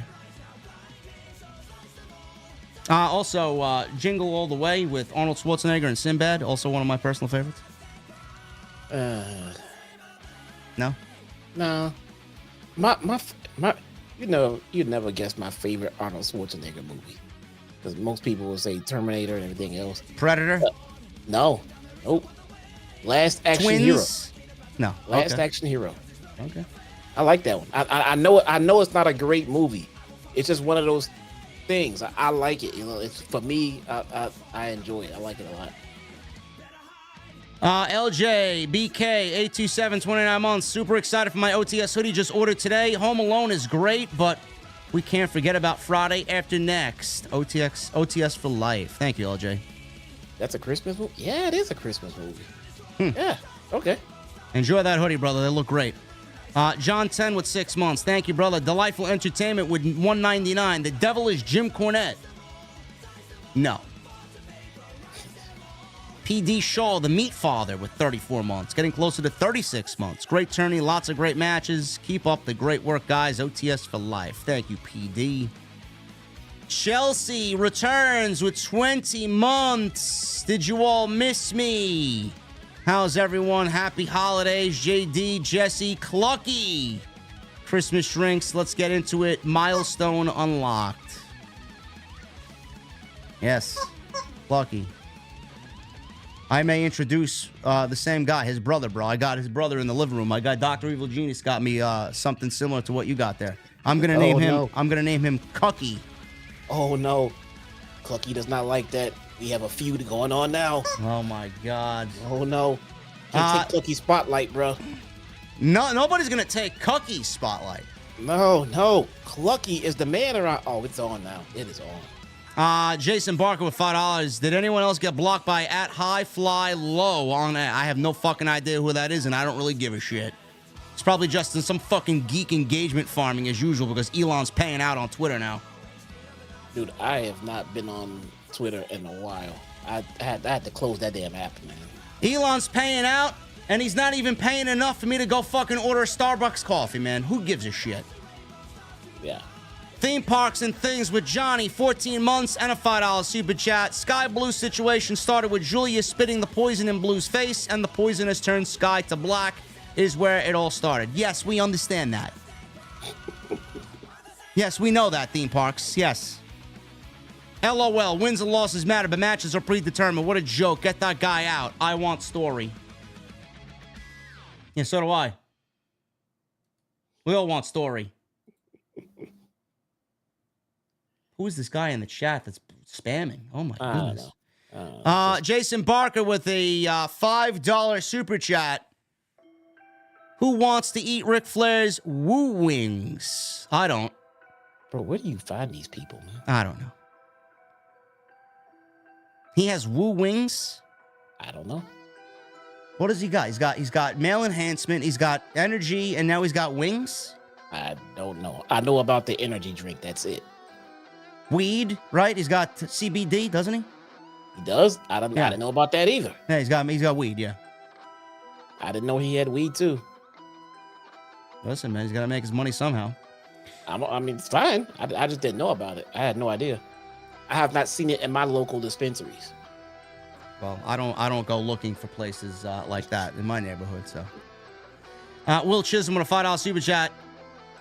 What does your gut feeling say where Mercedes ends up? AEW, WWE, or TNA? Because it felt like AEW had her in the bag 6 months ago. I think she ends up in WWE, but, you know, Jesse and I came to an agreement where, you know, if Scott D'Amore is hyping up the biggest announcement or the biggest signing in TNA history, I mean, it's certainly a Dolph Ziggler. It's not Ali. It's not Matt Riddle.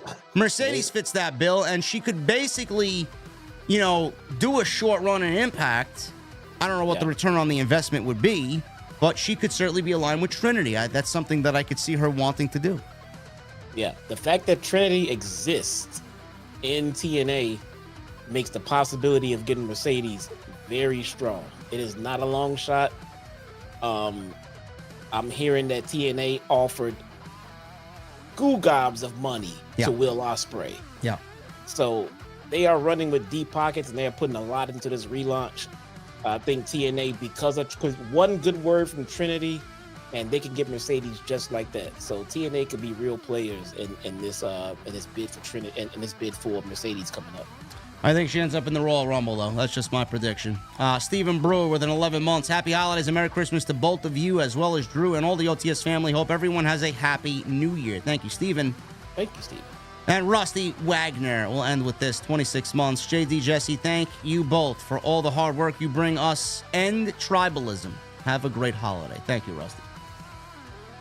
That's my IWC Christmas wish. I wish the tribalism would stop. If you don't like the opposing company, whatever that opposing company is to you, just don't watch it and go enjoy and talk about your wrestling. Yeah. The other wrestling doesn't suck because you don't like it, okay?